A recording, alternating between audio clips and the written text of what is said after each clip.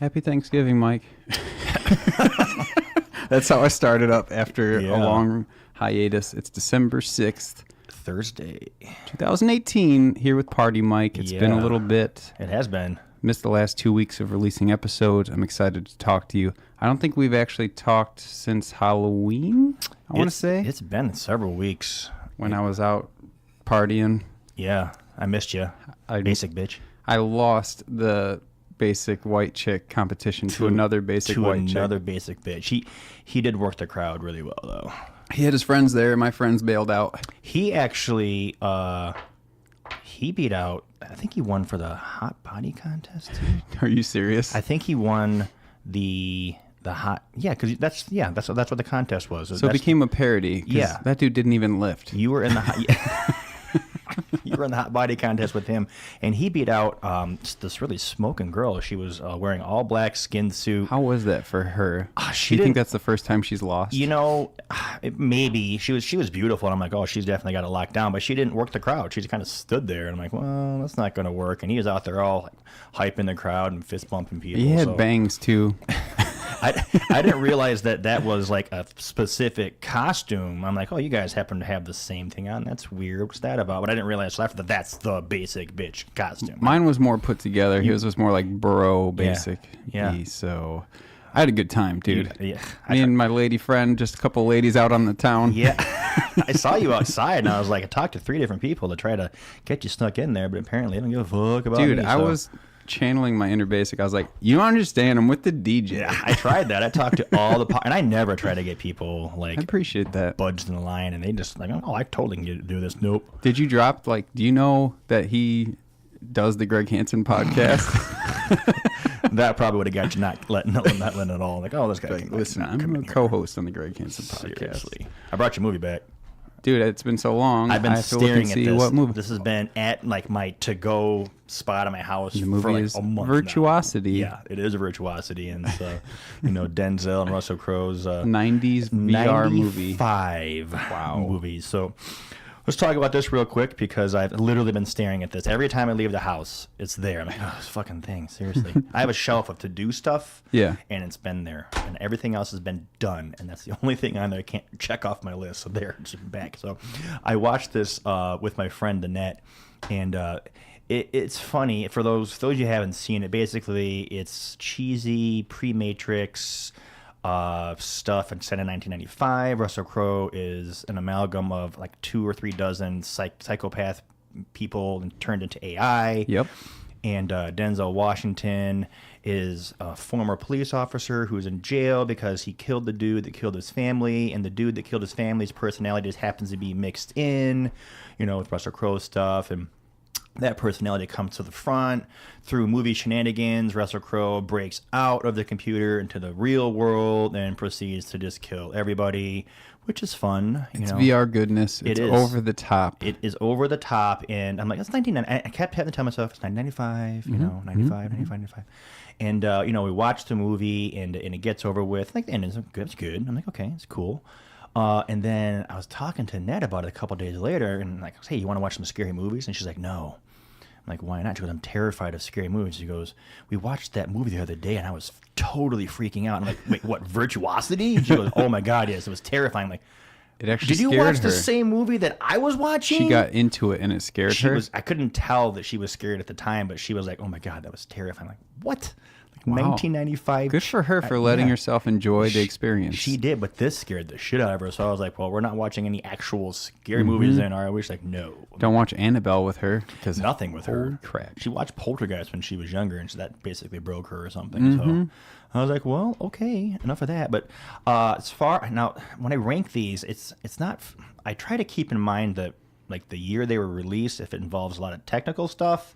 It's not fair to compare this to like movies now because it's just totally different as far as technology goes. But this movie came out when I graduated high school. Okay. So I'm trying to put it in that perspective. So I'm trying to think of what 18-year-old Mike would have thought of this, and he probably would have been pretty impressed with this. So he probably would have given it a 7 or 8. Now I feel like the DVD quality maybe showed you too much to let you know that feels fake. Maybe if you watched it on VHS, you could get more into it. I could see that. I kept putting it up against the Matrix kind of deal, which was kind of like the standard for me as far as all of it, the CGI, plot, characters, all of it. Like the Matrix. I guess if I was going to give a movie a 10 for sci-fi or whatever, the Matrix would be a 10. Absolutely. To give you an idea of like how I judge stuff. That's one of my favorite movies of all time.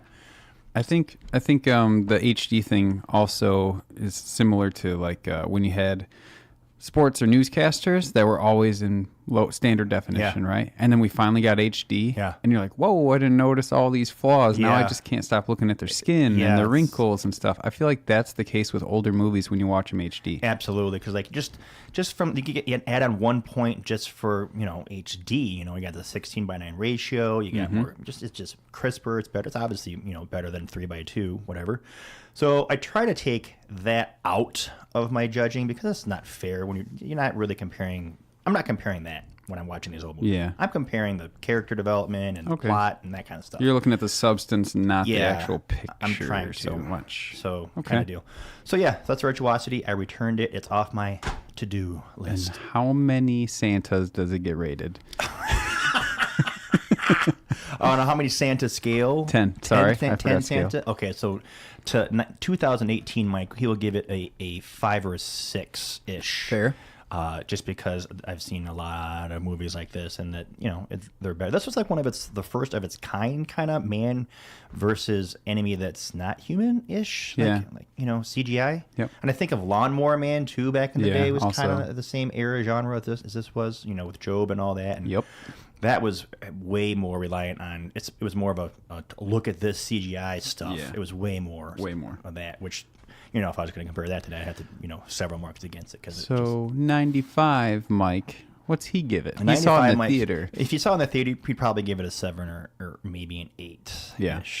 I wish I saw The Matrix in the theater. I'm trying to think if I saw that in the theater. And I saw it on VHS in my parents' house on a 27-inch CRT TV. When did that come out? Was that like late 90s? That was 2001 or 99. It's one of those two. It was. I know I was in Alexa, what year did The Matrix come out? The film was released about 19 years ago on March 31st, 1999. Yeah, I said late 90s. Thanks, to 2001. That's fucking cool. Go, Alexa. Sorry, everyone who's listening who also has one of those devices that woke up. So I guess that's a great segue into... So our topic for today, for our listeners, is Greg wanted to know what my perceptions of what humanity would be in 5, 10, 20, 50, 100 years kind of deal is one of our main topics. And, he just shouted into the other room to... computer. Yes. And he got an instant answer. I basically have a enterprise computer in my house. You do. There's 5 of them. Holy shit. And I have the Google listening to me also. I got Google. the Amazon and the Google. The Google's always and listening. the Siri. There's 3 companies, devices, corporations that are listening to everything I say. I joke around. Shout out to my lady friend. I joke around with her because I talk about stuff. And I was like, we talk about stuff and then we open and we get ads. Yeah.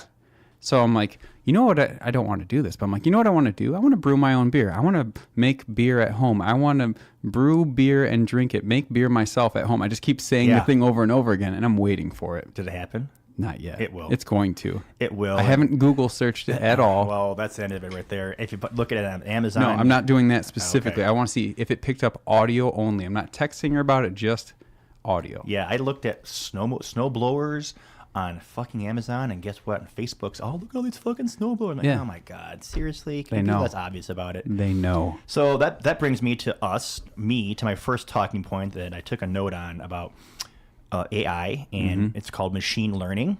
Yes. And so, so when you're like logging into a site and there's that click the thing that says I'm not a robot, and it says, identify all the pictures that have trees or have business fronts or have street signs, the CAPTCHA. Yep. Or the cars. I'm like, so I do that. And I got to thinking about that. I said, why is it not having me identify pictures of cats or pictures of pizza or pictures of, stuff that's not related to driving? And I thought about that. And like, basically, you and me and a billion other people daily are teaching AI that's a tree, that's a car, that's a storefront, that's a sign, from all these millions of different angles. To basically, we're teaching the machines how to do the driving. That's basically what it is. I think that's what CAPTCHA is doing. And I don't know if that's a side benefit, and this is not a for sure thing. You're referring to it as supervised machine learning. I'm basically Because saying... we are supervising the learning. It's not it learning on its own. Yes, but it's not, like, for one, I'm not for sure that that's the deal, but think about it. I mean, why are we looking at those types of images with all of the machine driving going on now? We're basically free teachers for whomever is going to be using that data to, drive cars. I think... At one point, that company who's doing the CAPTCHA had to do that machine learning by feeding in all the data and confirming it. I'm sure they come up with support tickets and stuff where their CAPTCHA didn't work properly, and they keep refining, and they have that engine, right? So just think, if you do one of the CAPTCHA, you're probably doing 3 sets of pictures, just you. And think of the hundreds of millions or billions of times a day that happens. I mean, it's just a matter of time before the percentages of being wrong is so small that it's like, okay, what's next? Kind of deal. So that's with, I think, with the cars driving and stuff like that. And so I guess if you want to look at the 5, 10, 20, 50, 100-year scale, I think within the next 5 years that we're going to see some significant changes in a lot of industries. We're already seeing them now. GM is laying off something like 14,000 automotive industry doesn't feel very hot right now. No, and they've pared down. Their down. highest sales. They're up there, but it's the tariffs and all the it's the global economy stuff. I don't know how the tariffs work into the things. I'm sure that has an effect on stuff. It does, but even with that, Ford and GM, they're paring it down to they're focusing on their trucks, like their light duty trucks. And some of their top models, like the Impala and the Camaro, and just that. But even Chrysler, like a Fiat FCI, they're dropping all cars. They are. It's just SUVs and trucks. Get the fuck out. That's it. Because it used to be 70% on the road were cars back in the day. Now it's 70% are SUVs and trucks. So why focus on making cars when you can just only do SUVs and trucks? That's true. And with hybrid SUVs, and you're going to get similar gas mileage anyway if you they're refining those. I mean, you got SUVs that are getting 27 in the city. A lot of what drives what the auto manufacturers can and can't make is what the government regulates with the, you have this many cars, you have to have an average MPG of this by this amount of time, otherwise you get penalized kind of deal. And I bought gas for $2.05 the other day in Schaumburg. I'm like, $2.05. That's insane. Gas was $4 a gallon, I don't know, like 8 or 9, 10 years ago. And people are like, oh, it's peak oil. It's only going to get worse from here. It's going to be $20 a gallon in 5 years. It's $2. It's back down to $2 again. I got $1.75. Oh, my God. That's crazy. And this is going to do 2 things, unfortunately. One, I think it's setting us up to be, I don't know, too optimistic on how much gas we have left, which is not a good thing because, again, we're focusing on making trucks. We really need to be shifting. With gas is cheap, then there's no incentive for other manufacturers other than Tesla to really start pushing for all-around electric cars. And the thing with electric cars is not just, hey, here's an electric car. Anyone can do that. That GM and all them, they made electric cars back in the day, but they don't have all of the infrastructure to support that industry, all the refueling stations, service and stuff like that. It takes time and money to do that, and Tesla is doing that. There's a charging station out at Cherryville for your Tesla, and he's really the only one that's pushing forward for this, regardless of what gas is doing. Go ahead. Sorry. So where that's going, I guess, in the next 5 years is I think what you're going to see, you're already seeing it now, is going to be less and less and less choice as far as what kind of car you can buy, from whom. It's going to be significantly reduced. You're going to see lines closing, like GM shut down Pontiac and Buick and Saturn and all that. And they're just going to come down to their core line of vehicles. There's only going to be a few to choose from within the next few years. And this is basically going to be it. And I think that older cars and stuff, like the trucks I drive, are going to become collector's items even faster because they're just not going to find those anymore. No. I get 8 miles to the gallon. It weighs 6,000 My Jeep gets 12 pounds. Yeah, it's terrible. But it's fun. I can fix it. And the support industry for it is everywhere. I can go to O'Reilly's and they have parts off the shelf I can buy for my truck. There's a 30-year run for it. So that's cool. But most cars aren't like that. And most people don't have a full-on garage mechanic shop in their garage and or the willingness and or time to fuck with their own car stuff. I do. So I'm the exception to the rule. So most people, bless their hearts, they have to go to the dealership or the mechanic to fix pretty much anything on their cars anywhere other than maybe, slapping some brakes on there kind of deal. Yep. They're so technical. Like they're computers on wheels. Yeah. Basically. And my buddy called me the other day. One of my lifetime friends, Brett. His dad went to the dealership the other day and pointed at the 2018 Camaro SS and said, I want that. And he bought it. And mind you, he had a 2016 Camaro currently, so it's not like he needed another muscle car. 2-year upgrade. So Brett calls me up last night and goes, you're a car guy. He goes, my dad is driving around with a boom box in the passenger seat so he can listen to his CDs. And I'm like, what? And Brett's like, how do we get a CD player in there? I was like, for one, you don't, because that's all navigation. It's all tied in. Get him the portable CD player with the aux. Well, here's the thing. I said, he's probably got an input, probably got Bluetooth. I said, look, bro, that's the SS model. It has a CD player in it somewhere. It's probably got a 6 or 10 disc changer in the dash. You just got to find it kind of deal. Because that's the SS. If it has a CD player option, it's going to be in that car. So Brett's like, yeah, okay, that makes perfect sense. And I'm just like, what? You have this badass Camaro and you're driving around with a boombox in the passenger seat. So I'm like, okay. That's funny. Because his dad's old school. He's back in the day kind of stuff. And it just kind of clicked for me. I'm like, oh my God. And I thought about our conversation and the discrepancy between like him and his car versus like the discrepancy like between you and me in the next 5, 10, 20 years of all the crazy shit that's happening. So the automobile industry, I think, is going to be put on its head in the next 5 years. I think the amount of layoffs is going to just continue to drastically increase. Machines can do all the things. And more automation. Automation, completely automated. Amazon has a machine. It looks like a human, and it's got a position. It just sits in one spot and has multiple arms. And it can do the job of 3 people. And it works 24 hours a day, 7 hours, 7 days a week kind of deal. Three people. It costs about $30,000 to $40,000 for one machine, but that's the salary for one person per year. So they buy this machine, they put $30,000 into it. It doesn't get late for work. It's not sick. It doesn't complain. It doesn't get hurt. Doesn't really have errors without letting you know. Doesn't make any mistakes that you don't know about. And it does the work of 3 people all day. Yeah, and you can't have human labor.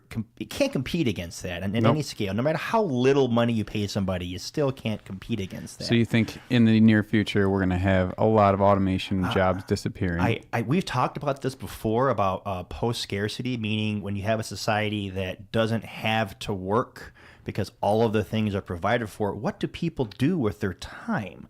And I think that's 20 to 50 years out, but I think in the next 5 years, the number of people that are, in general are displaced by computers or AI is going to skyrocket. And we have record low unemployment right now, which is great, but I think that's going to shift. I hope not, because we're in time for a market shift to a correction. That's not going to be good. Like 25,000 or something? Well, I haven't been following stocks because all you need to do is follow crypto. Yeah. And damn, son. I've still been mining. I got my computer upstairs. It's been running faithfully. Dude, okay, so mining. Let me talk to you about that. Let's talk about mining then. You remember I was just saying at one point with my mining, I was getting over $100 a day of Bitcoin. That was at the peak. Damn. But it's all in perspective of the ratio. I have like $300 right now, and I've been mining for like almost But what's really cool, so I'm still mining with a significant amount of 1080 Ti's. Okay. Not stopping. I don't care. Can't stop, won't stop. The thing is, maybe I'm earning $5 a day in Bitcoin right now. I'm that $5 a day, and what I'm trying to get in Ethereum, that is 20% of an Ethereum per day. And I strongly believe that it's going to correct. Now, yes, I could do better off taking $5 a day and just buying Ethereum outright. But it's completely passive, right? I don't want to think about it, and I'm making it. So whatever. So the fact that I'm getting a 20th of an Ethereum a day mining, then I think about peak. At peak, it was every 12 days I could get one. But that was only for a short amount of time. Normally, it was 20 to 50 days per. So it's actually better right now for gearing up for the future. Because it took 4 months, 5 months to go up a crazy amount. the fact that we're down that much right now, I think our peak was $1,300 per Ethereum. See, I don't even follow Peak it. was 1,300. Right now we're at 95 bucks. Yes. Well, So if you got extra money, I do not offer investing advice, but you should research Ethereum and Bitcoin. as long and as you're make covering your electricity educated- costs, it doesn't matter. Yeah, and don't invest more than you can afford to lose. Yeah, I mean that's like with anything. Electricity in Rockford, if you're part of the group sharing, is 7 cents a kilowatt or something right now. So it's actually pretty cheap here in Illinois, which is rare. But so mining, yeah. I got this thing the other day. It was called the Q Initiative. And I don't know if you've seen this, but I got invited by a friend, and it's another type of currency kind of deal. And I think it's a cryptocurrency. There's this elaborate web page that says here's how this works, and we're gonna give this money away and invite 5 of your friends, and it's gonna be the new thing. And I'm like, okay, I'll bite. So I got signed up, and I got a freebie amount of this Q currency, whatever the fuck that is. I have no idea. But they're trying to start their own currency as well. So you got Bitcoin, which is like the number one thing, and you have all the other ones that people don't know about, Ethereum, and that's the really only one I know of. Everyone talks about Ripple. I never even heard of that. It's Yeah. like, I do the nice hash. It picks the thing to do, and that's it. I mean, I don't have time to fuck with it. So, Good.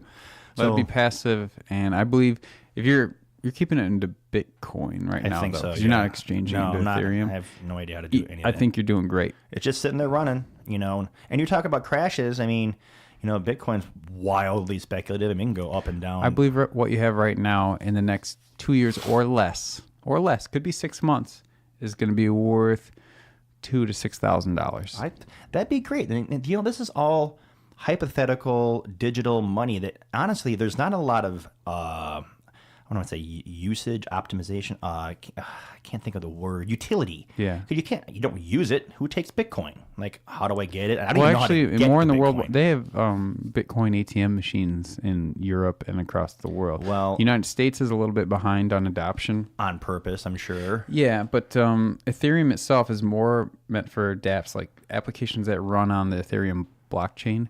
The thing is, there's development every day, and it's kind of behind because it's waiting for the scaling solution so it can handle whatever Visa or MasterCard can, 27,000 transactions where a I was second. going with that. Because applications will run on that. There's Yeah. tons of startup companies that'll run their applications on Ethereum, but they can't fully release because Ethereum can't match the speed of transactions. See, that's yet. the thing. So It has to be convenient for the end user. cart before the horse thing.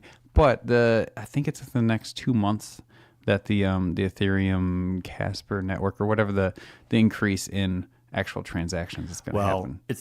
it's going to be through your phone. You know it is. It could be some sort of app on your phone. Oh, yeah, absolutely. Boom. I just paid for a thing, kind of. Oh, okay, cool.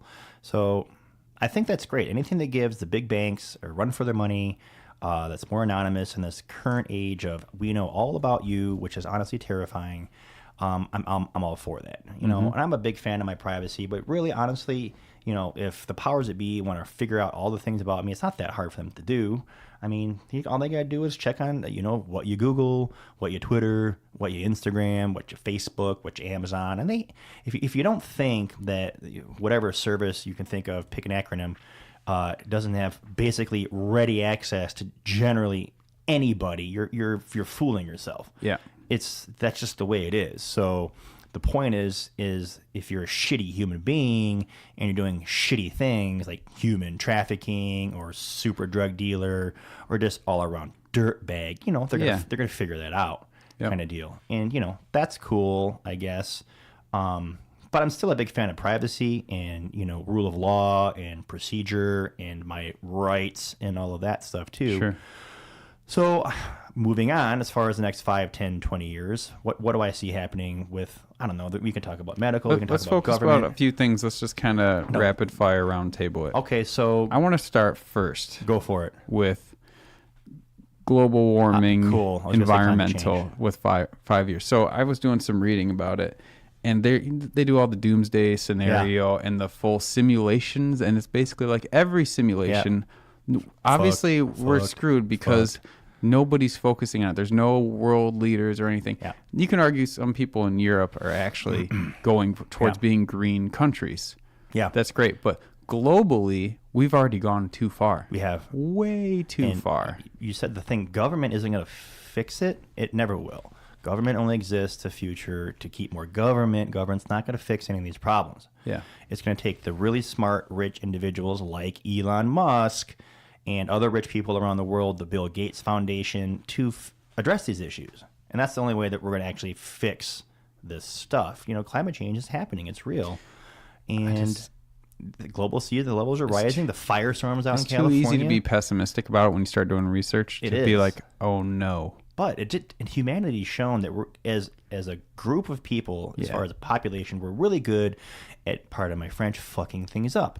But also, when you have someone that comes along that has the resources and the willingness and the intelligence to say, hey, I'm going to unfuck this current situation, they do. Yep. And it just takes one person to really change a thing. Like back in the day, a guy invented the printing press. Oh, okay, well now we have bookmarkable knowledge and just that, brought us out of the darkness. I'm going to invent the printing press. Oh, okay, that's cool. And that changed the world. It's simple, small stuff that one person could do either on accident or on purpose that really gives us the ability to unfuck ourselves. My prediction is 25 years, and I hope I'm wrong, that we start running into major issues, right? And then we have loss of crops and fame. And then we adapt when we start losing millions, hundreds of millions, maybe billions of people. Yeah. And then we adapt and we fully change. We're like, this is really messed up. Now we're going to do something. We're responding. 100% we're committed towards this. We're going to change. This is what needed to happen. We have to be at the last 5 seconds of the doomsday clock, or literally teetering on the edge for humanity. I believe we will adapt and be okay. I think we will too. But how okay are you after losing 1 billion people? Well, you're talking about, market corrections. It's the same thing with, global population corrections. It's terrible. I've read some numbers on how many people can the Earth actually support, and I've heard 40 billion as an upper limit. And that's assuming a lot of really positive things happen. Protein. It's obviously not cow protein. No. I think, okay, so there you go. The eating and consumption of meat, I think in the next 5 to 10 years is going to rapidly decline as far as being feasible from an economic standpoint / sustainability standpoint, because it just costs so much time and land and resources to feed a cow to eat the cow. Yep. And pick a meat, it's the same thing. So I think that meat in the future, 10 years plus, is going to be a serious commodity, seriously rare. And it's super expensive. If everyone in a room at dinner is a vegan or vegetarian, who are they going to tell? That's what I want to know. Doesn't count. That's going to be the future problem. Doesn't count if you can't brag about it. Same as if you go to the gym, you don't post it on Facebook. Mm-hmm. So I think the consumption of living things is going to just decrease rapidly because it's not sustainable. So a lot of these things aren't going to change until they have to change. And what I think will happen is we're going to have change in a massive amount of different dissimilar areas all at once, because it's all going to happen at once. Do you believe that it's going to be very abrasive, abrupt, and just hard for people to deal with, whether it's death or extreme despair?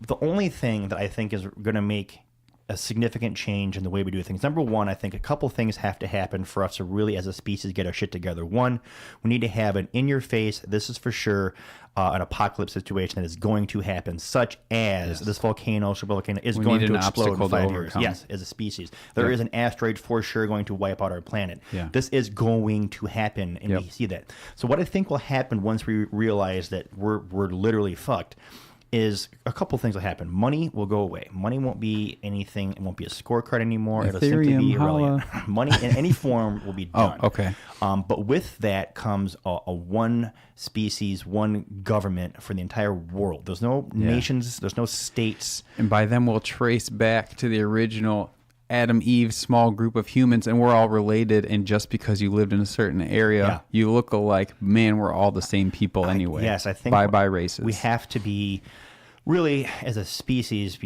okay. There's no Asian race. There's no black race, white race, Hispanic. I don't look at that. That's not. It's human history, not race history. Human race, people. We just look different because we're in different areas. That's simple.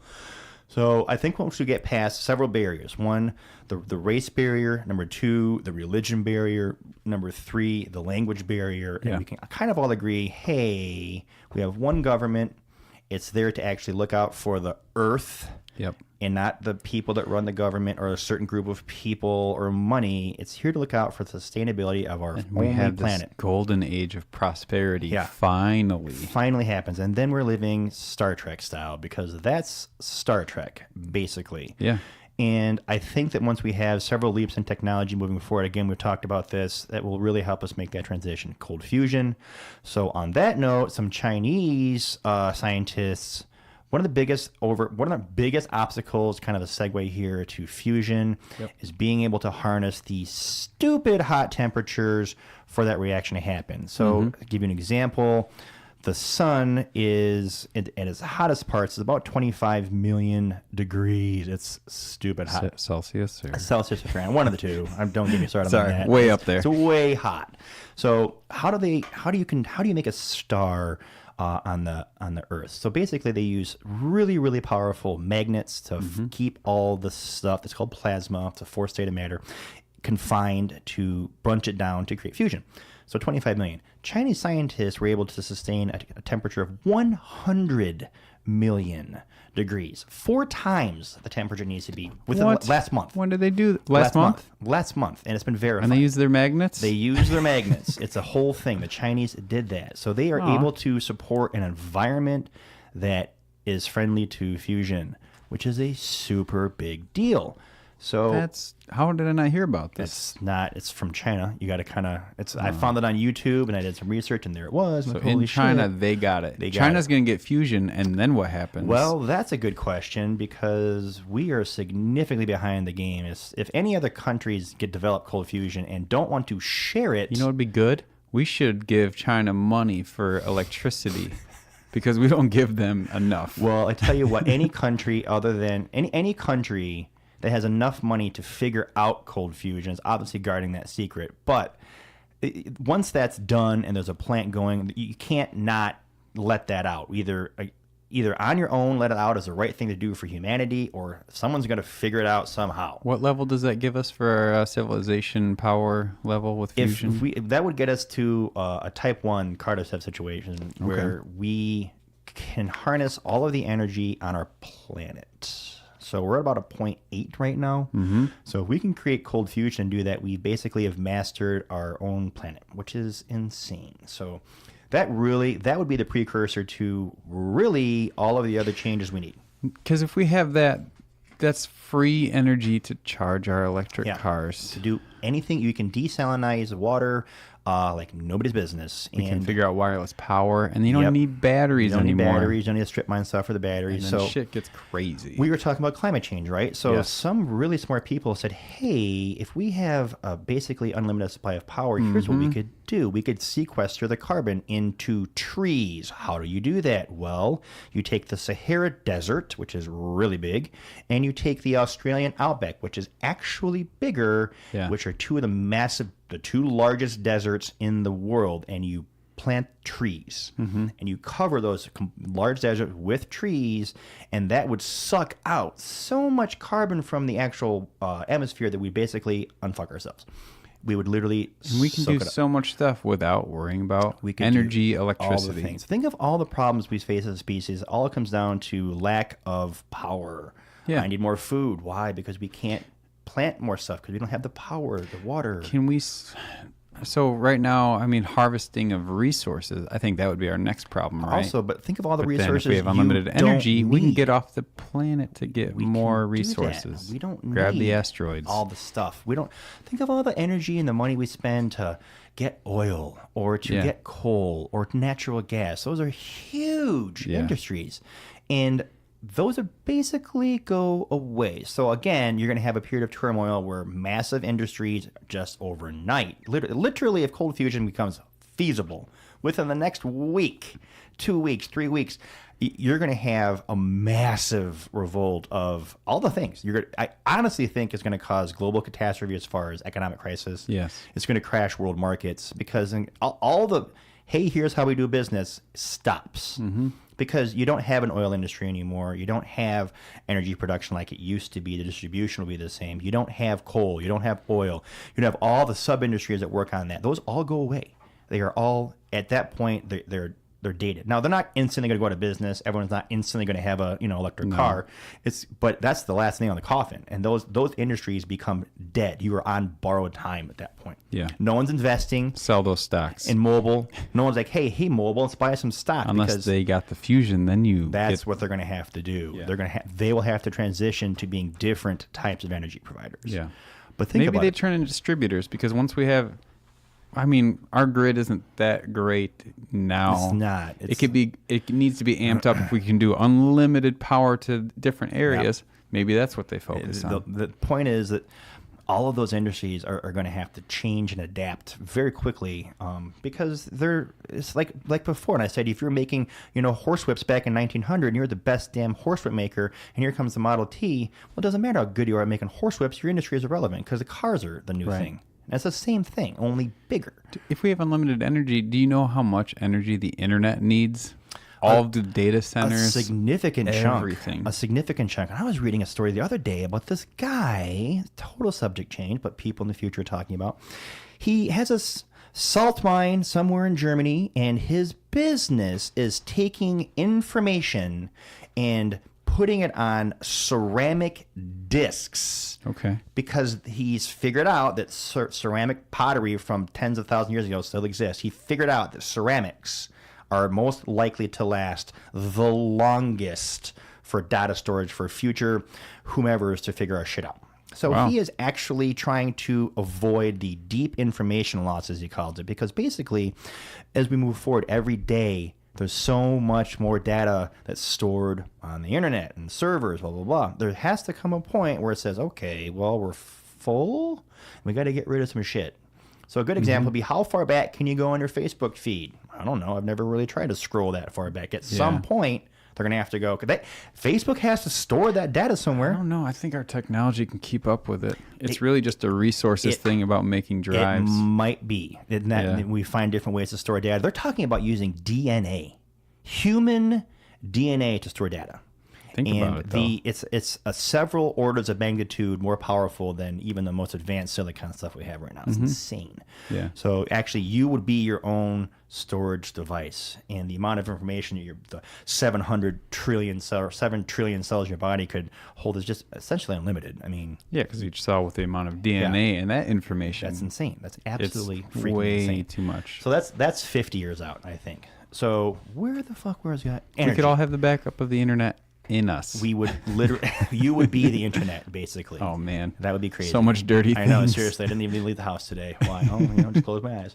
So, so that brings us to the next thing we see in the next 50 years is the human-machine interface kind of deal. And I guess that's being a cyborg, if you will. What does that mean? The transition into just being fully non-biological, non-human, basically. Yeah. So I think that's a thing. I think if you're alive today and you're my age or ish, maybe slightly older, maybe 50, and you're in relatively good health, and you're not predisposed to terrible things in your family, you take good care of yourself, you avoid accidents and car shit like that. I think that if you can live for another 30 or 40 years, that you have a realistic chance of possibly, and I don't want to say immortality because that's not plausible for anything because nothing's immortal, but significant life enhancements. I'm talking 100, 200, 500, 1,000 years of being able to essentially survive indefinitely. Yeah. And there was an interesting thing on Isaac Asimov, or not Isaac, Science and Future with what's this guy, Arthur, the guy that has a lisp.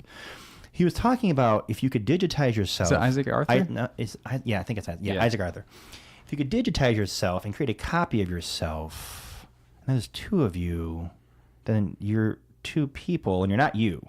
And from that moment on, those two people diverge into their own thing. Like, hey, if I have cloned Mike, and hey, there's Mike again, and he's digital, and he's in the computer, and he makes a digital body, and he's a cyborg and walking around. That Mike, is not me anymore. It's his own Mike. It's Mike 2.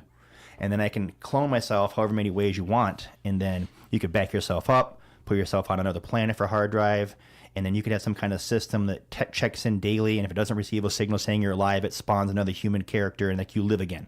So like if you die, say if the Earth just blows up, and then your data has been stored off planet every day, rebacking up, and doesn't get the signal, some factor somewhere says, oh, well, he must be dead. We're going to create a body for him, plug him back in, and keep him going. So you would But store. you lose your consciousness, right? You would back up daily. A daily Okay. backup, all the things you see But and that hear would and be do. just a new instance of you. Yeah. You would stop. That's the question: is where does you stop? Like, Yeah. does that equal you? The lucky you who got spawned is gonna be like, I'm good, but you right now is I'm gone. not gonna. Yeah, but that person would have the same perception as me. So it wouldn't be me. I'm It's alpha. like a continue. It's just that's the weird question. Like nobody knows what happens. Like that's the whole, cosmological, philosophical, mind, body, soul kind of deal, and then that gets the whole foggy area of what is reality and all that crazy other stuff. So, side note, what is reality? So we're talking about the simulated universe and simulation theory. I saw a really cool thing the other day. Let's take a second about proof that we are not living in a simulation. Hard proof. Like, oh shit, I'll read up on this. I'm so ready. it involves numbers. I love numbers. And the gentleman's theory was the mere fact that irrational numbers exist. Pi, E, numbers that never, ever, ever end. No matter how much time happen, they never end. His argument was essentially that these numbers would be so big that no computer would have enough storage capacity to store an infinitely large Unless number the hard set. drives were people and their DNA. Well, okay, pick anything you want. No matter how much storage you have, nothing can hold an infinite thing. It's not possible. True. Okay, so give me that, right? So I thought about oh, that's pretty cool, and I started thinking about it, and I tore it apart. I was like, you know what?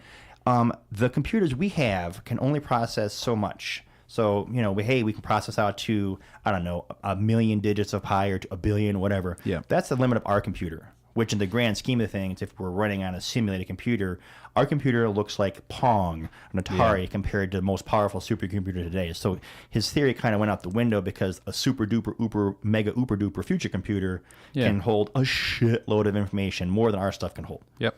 So that kind of went out the window for me. I was like, oh, I was kind of bummed. But anyways, because honestly, I was reading up a lot on, we're talking about realities and things like that. Yeah.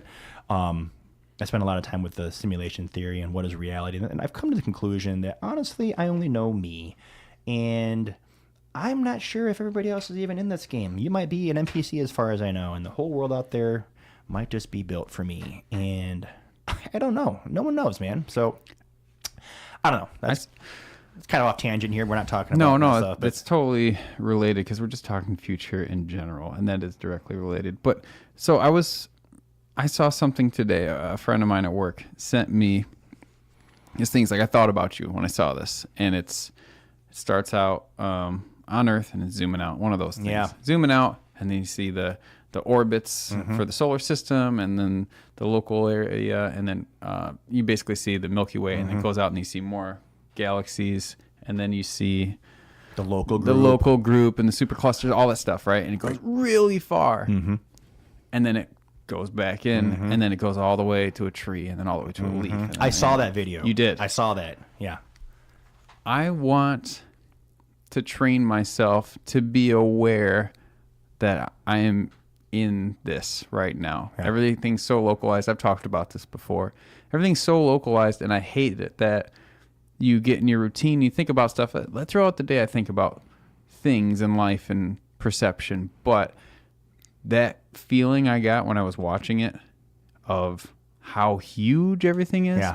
Like, if you did the math and you looked at all the Earth-like planets or the planets that can sustain life, and then you let them fly by at 1,000 of them per second, and you could watch all of them. You show anybody, any real human being on Earth that, and be like, you think we're the only ones? Watch that for 1,000 of them per second for how many years or whatever you want to do. Fermi Paradox. The Fermi Paradox. That's what I wanted you to read up on. Fermi Paradox. You should really check that out. Which basically is what you just described, and it essentially says, well, there's so much space out there. Why haven't we seen other stuff? And it's just, well, it's because we're too far apart. too far apart, or the time. Or There's so much out there. There's 100 different reasons as to why we haven't seen other aliens, and we talked about this briefly the other day. But a lot of the scientists, like, they ask the questions: why is it this way? Why is a second a second? Well, it's however many billion vibrations of the cesium-133 electron per second. Okay, that equals a second. Great. Well, why is a second a second? Why is a second not a minute? Why does an hour take an hour, not a second? Why are universal constants what they are. Like, who set that into motion? Why? Yeah. And our universe is so very precise. It's so very, very precise that if you just put any one of these, if the strong nuclear force just a little bit stronger, just a little bit weaker, there would be no atoms. There'd be fucking nothing. Mm-hmm. And all of these things, gravity, electromagnetism, all of the nuclear forces, all of the forces that drive what we know, what we see, hear, feel, all of it, is such a finely tuned beast that a lot of people say that the universe was designed specifically to have life. Now, whether or not, here's the thing, whether or not it was designed or it just happened, this is the universe that supports life, and we just happen to be lucky to be in that universe that randomly existed to support life is the other argument. Doesn't require divine intervention. It just simply says, if you're living in a universe that lets you live in it, then that's the universe designed for you to be in. Yeah. So it's kind of like the chicken and the egg. It's like you wouldn't know it if you weren't in it because you wouldn't exist. Mm-hmm. Does that make sense?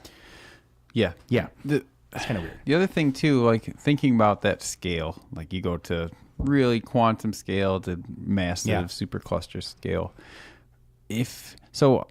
We're intelligent, but we're not that intelligent yet. It's all relative. It's all relative. Compared like what? What are you comparing it to? True. But I'm saying like we can't comprehend how big everything is. Yeah. You can't even comprehend like everything in this room, the amount of atoms and things that are going on. It's just so big. Yeah, there's so much. Like there's infinite little universes of atoms and everything in space. Most everything is empty space. Yeah. Everything. So what if 100, 1,000 years from now, we have that much perception, the cyborg us, the AI us, to where it's not that complicated? Well, I think that it's possible that things, and I think that's a slippery slope. Because you just say, compare us to, 1,000 years ago. Wow, we are so much smarter than we were 1,000. How stupid were we? And then in 1,000 years, in 1,000 years, we're going to be super smart. And we'll look back at us today and like, man, you guys are stupid. Mm-hmm. But then that's a scale. That's logarithmic. 1,000 years from then, you can look back and say the same thing. Yeah. So I don't really think. I just think we're not. I'm not necessarily just comparing it. I just think we're not at a point where we can understand it enough. The comprehension, to be cognizant of all that stuff at the same time. Okay. We can't do it. It hurts my head to even do it. Here's what you're talking about. Here's this, and this brings me to the 100 years in the future part that I was thinking earlier. So you just kind of knocked on the topic I was going to finish up with here. The quantum scale and the mega scale, the small and the big. And right now, the money in the theoretical physics game is all on the theory of everything. That's the game changer. And we talked about this before.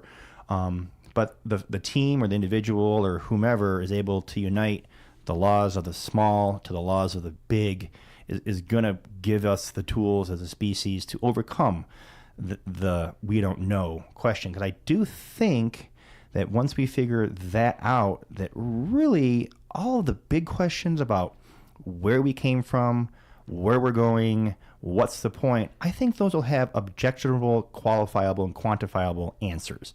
I think we'll be able to answer a lot of the questions that we don't think have answers that are just philosophical right now. Mm-hmm. I honestly think that once we have this figured out, that we will know pretty much the deal.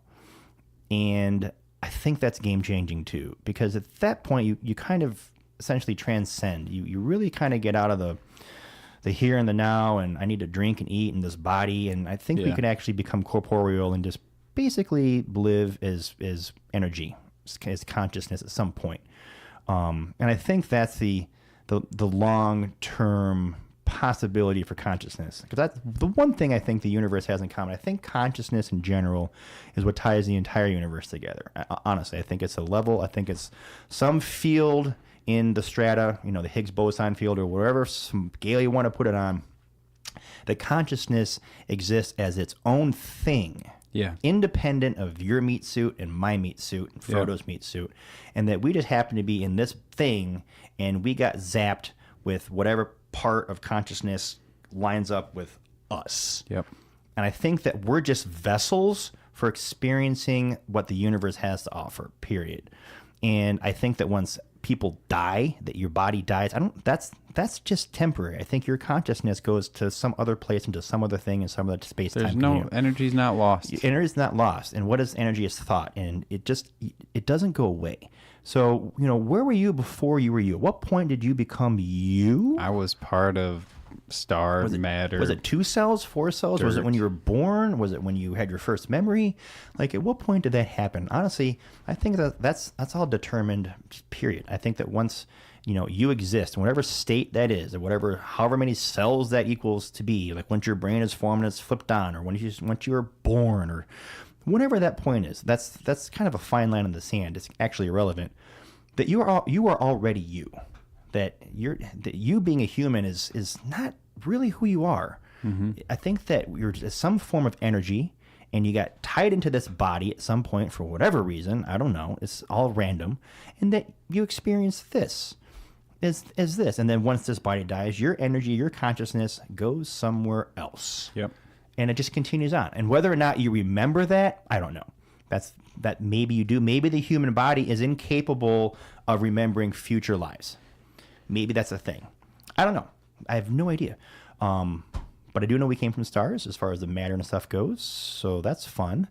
But really, I think that consciousness I think that consciousness is the universe. That's what I really think. Yeah, I agree. I think that the universe exists so it can be observed. And how do you observe a thing? You have to be conscious to do that. Mm-hmm. So the whole thing is folly. If the entire universe is there, but there's nothing there that can observe it, then what's the fucking point of that? It's totally irrelevant. It's completely useless. And I don't think space and time and all that make useless things. I think that's a waste of all the laws, all the things, all the stuff. The fact that we're here and that we can't experience it means that we're supposed to be here to experience it. That's it. And this goes down into physics. And they can prove this shit. They can do the double slit experiment. The particles act as waves and the particles act as photons. And it's not until they're observed that they change. And we've talked about, spooky action at distance, particles that are millions of light years away. You pick the spin on one, the others instantly change. It's faster than light travel, information, all that crazy stuff. Yep. And all that points to a digital universe, which I keep falling back on because that's honestly, I really do think that we're living in some type in computer simulation. And that's I think describing like that is fairly weak because I think it's probably so much more complicated than that. Yeah, it's so much more bigger, but that's how we can describe it, to comprehend it right now. How we understand it. It's the laptop, that's a computer. That's what we think. What is the brain? The brain is a computer. It computes things remarkably well. The brain is a remarkably efficient computing machine. It's also very easily fooled just because we've got only so many inputs. And love transcends time. Oh my God, Murph. You did it again. Watch Interstellar. Oh my God. Well, what time is it? Where are we at here? We're at 7:02. Oh, that's good. Probably should So 52 minutes if you want to wrap her up. Yeah, that's cool. We covered quite a bit of stuff. Is there anything on the table? I wrote down every topic. I saw you taking going to notes keep good there. show notes Nice. for this. That's great. Because we're back, and this is an explicit episode because you use the swears. I did, and here's why I use the F-bomb quite a bit today. Because you're passionate. Have you seen my Facebook feed today? No, you have to watch this. Oh my God. There's a video of a guy. He's walking into a room. He's holding a very hot pot. And he says the F-bomb 5 or 6 times. And he puts it down. And he's so pissed off at this pot. He slams his head up. And he's like, fuck. And he hits his head on a glass chandelier and breaks it. And he runs in the other room and screams, fuck. And it's just, that's the first part. But the cool part is somebody took that and mixed in 20 different videos with him saying the F-bomb. Yeah. Either faster or slower all together. And I watched this shit 3 times today. I was crying. All right, I'm going to watch it. So do yourself a favor. Check out the video on my Facebook feed today. You can't not like it. It's freaking hilarious. So I'll leave you with that. Dude, good stuff. Good stuff. Good talk, bro. See you later. Here you go. Bye.